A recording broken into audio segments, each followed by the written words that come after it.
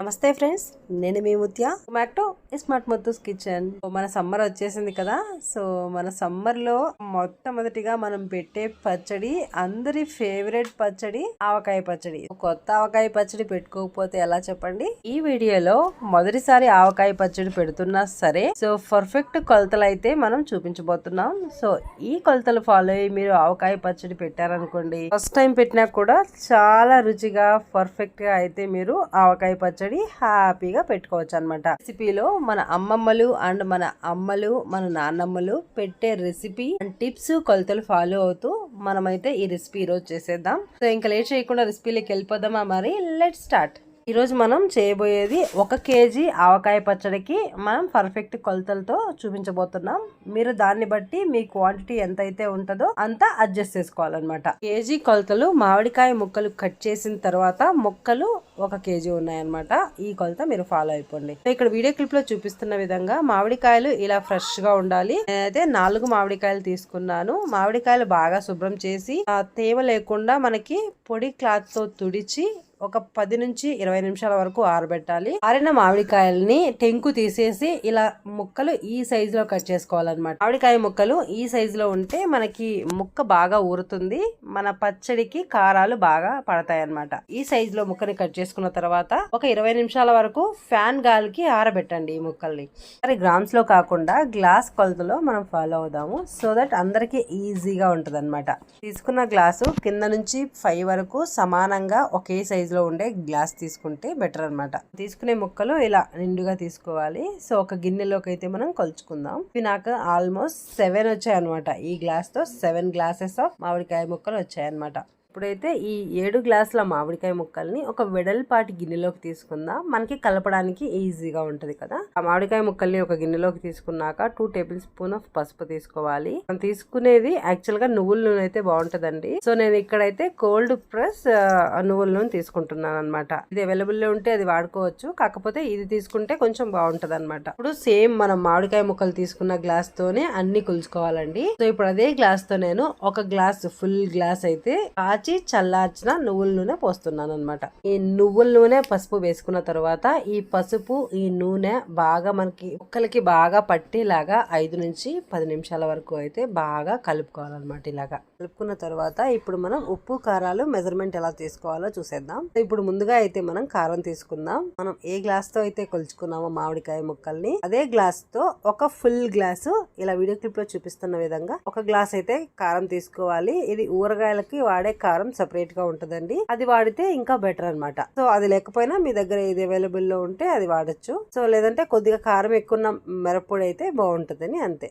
అదే గ్లాస్ తో మనం ఉప్పు తీసుకోవాలి. సో ఇక్కడ వీడియో క్లిప్ లో చూపిస్తున్న విధంగా చూడండి. సో 1/4 గ్లాస్ గా అదే గ్లాస్ తో ఉప్పు తీసుకుంటే సరిపోతుంది అనమాట. వెల్లుల్లి తీసుకోవాలండి, పొట్టు వలిచి తీసుకోవాలి. సో ఒక గుప్పెడు వెల్లుల్లి తీసుకోండి. ఆ గుప్పెడులో ఒక 10 దాకా వెల్లుల్లి ఇలా గచ్చా పచ్చాగా కొట్టి ఇందులోకి వేసేసుకోవాలి. సో మిగతా వెల్లుల్లి అలానే వేసుకోవాలన్నమాట. సో అలానే వేసుకోవద్దండి, పొట్టు వలిచి తీసుకోండి. మనం తీసుకున్న అదే గ్లాస్ తో ఈ వెల్లుల్లి 1/4 వచ్చాయన్నమాట. సో మిగతా వెల్లుల్లిని పొట్టు తీసిన వెల్లుల్లిని అలానే వేసేసుకోవాలి ఇలాగా. గ్లాస్ తో ఇప్పుడు ఆవాలు తీసుకుంటున్నానండి. సో చూడండి 1/4 కప్పు అదే కప్పుతో ఆవాలు తీసుకోవాలి. సో ఒక 4 టేబుల్ స్పూన్లు మెంతులు కూడా అందులోకి యాడ్ చేయండి. సో ఒక 4 టేబుల్ స్పూన్ ఎగ్జాక్ట్ గా సరిపోతుందండి. రెండు కలిపి ఈ క్వాంటిటీ వచ్చాయన్నమాట. మనకి హాఫ్ కప్ కన్నా కొద్దిగా తక్కువ వస్తాయి అనమాట. సో ఈ రెండింటిని లైట్ గా మనం గోల్డెన్ కలర్ లో వచ్చేంత వరకు ప్యాన్ లో వేడి చేసి ఫ్రై చేసి తర్వాత మిక్సీకి పౌడర్ లాగా కొట్టుకుని వేసేసుకోవాలి.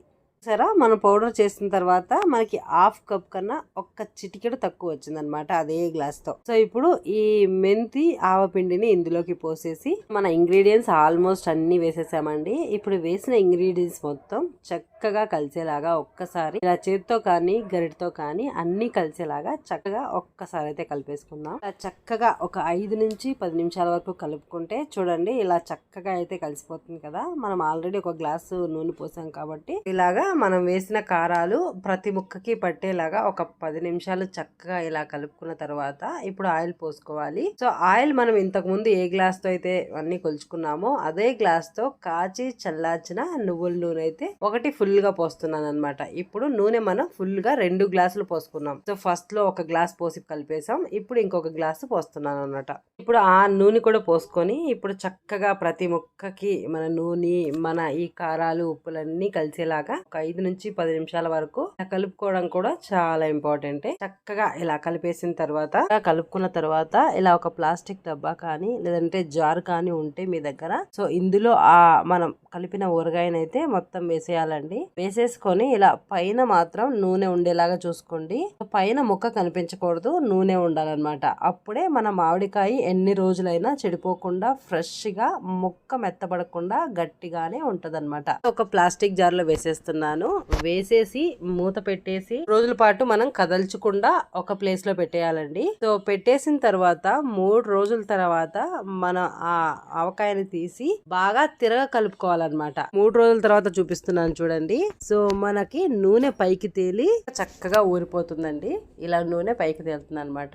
ఇప్పుడు కాయ పచ్చడిని మనం ఇప్పుడు బాగా తిరగ కలుపుకొని ఉప్పు టేస్ట్ చెక్ చేసుకొని, ఉప్పు తక్కువ అయితే ఇప్పుడు అడ్జస్ట్ చేసుకోవాలన్నమాట. ఇక్కడ ఒక ముఖ్యమైన టిప్ గుర్తుపెట్టుకోండి.